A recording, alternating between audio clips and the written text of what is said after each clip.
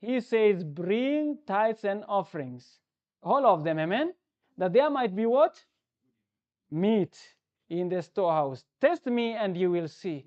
And if the church does not respect that because of sending missionaries and say, go and work and support yourself, you will be chargeable before the Lord. That's why I said this message is primarily for the ministers. But any one of us can be called into this ministry, amen?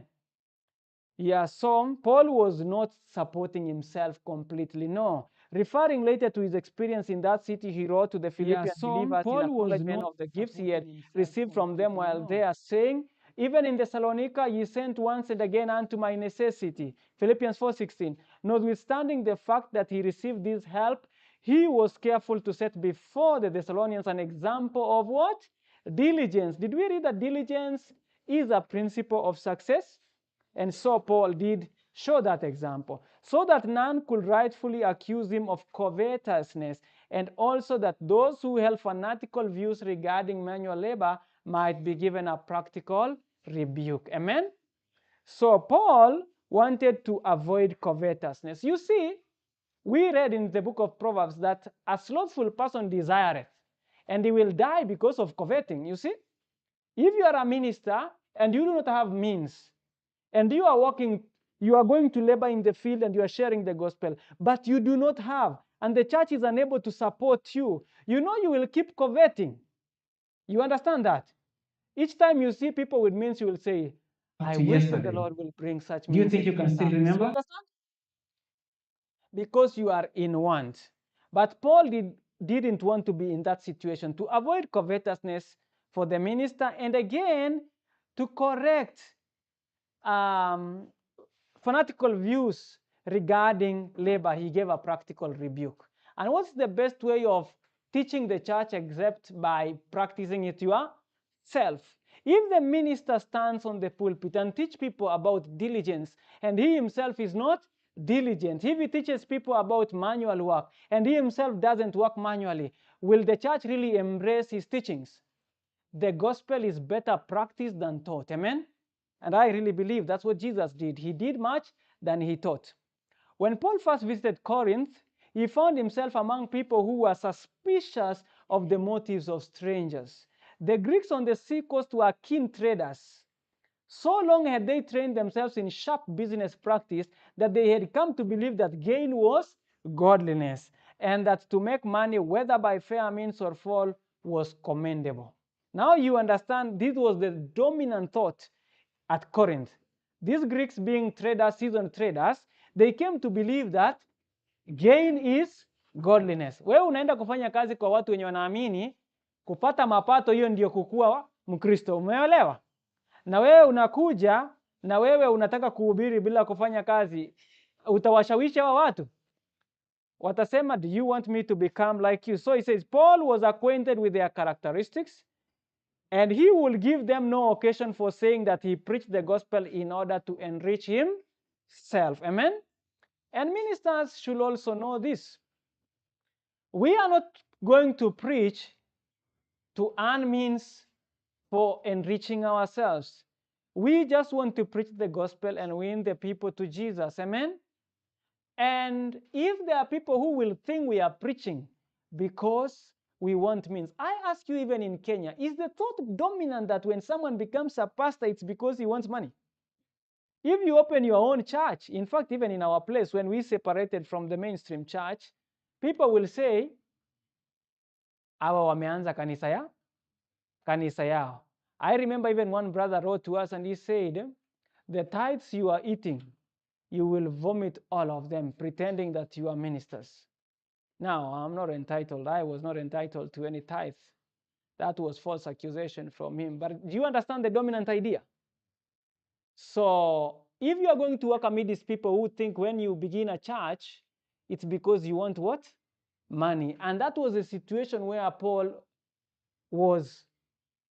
And if we are coming into such situation as ministers, and especially with people suspecting our movement, what should be the correct order of how things should be done?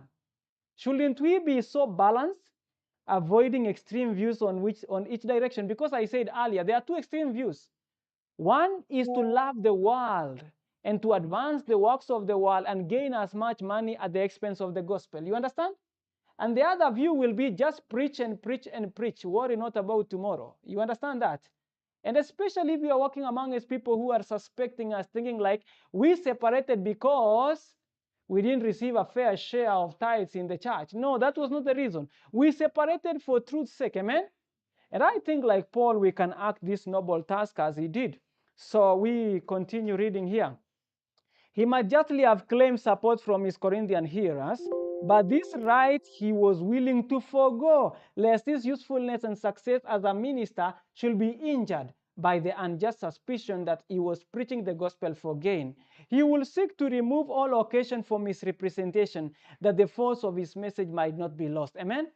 So I understand, if you go and preach and you are working among his people who really believe in gain, you also work, and they will say, he is a pastor, but he's a different pastor. Because many pastors are just known for walking around and just preaching, right? Do they do anything else apart from that? They are supposed to be given fare and vehicles and be moved from place to place. That's the order of things. But if we became a different order of preachers and missionaries like Paul, then we will beat these prejudices that people have against us. Amen? Yeah. So, sorry. Soon after his arrival at Corinth, Paul found a certain Jew named Aquila, born in Pontus, lately come from Italy, with his wife Priscilla. These were of the same craft with himself. You remember the story of Aquila and his wife Priscilla? Did I say it right? Who was the wife of the other? Priscilla was the wife of Aquila. All right. They were banished by the decree of Claudius, which commanded all Jews to leave Rome. Aquila and Priscilla had come to Corinth, where they established a business as manufacturers of what? Tents. Paul made inquiry concerning them, and learning that they feared God and were seeking to avoid the contaminating influences with which they were surrounded, he abode with them and wrote. And he reasoned in the synagogue every Sabbath and persuaded the Jews and the Greeks. Amen? Yeah. In his second letter to the believers in Corinth, written after he had raised up a strong church there, Paul reviewed his manner of life among them. Have I committed an offense? He asked. In abasing myself that he might be exalted, because I have preached to you the gospel of God freely.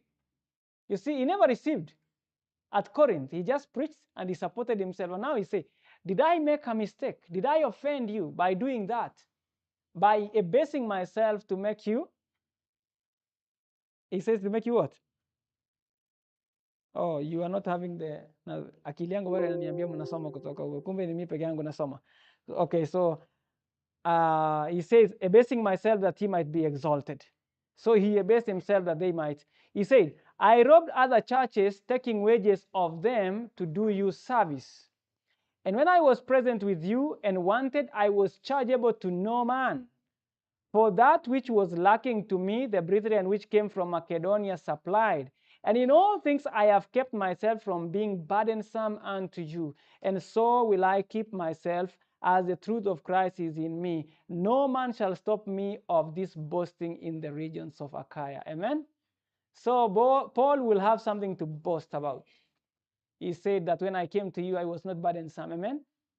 And I hope that as ministers, we can come also to this situation where we can say to the churches, I thank God when I came to you, I was not what?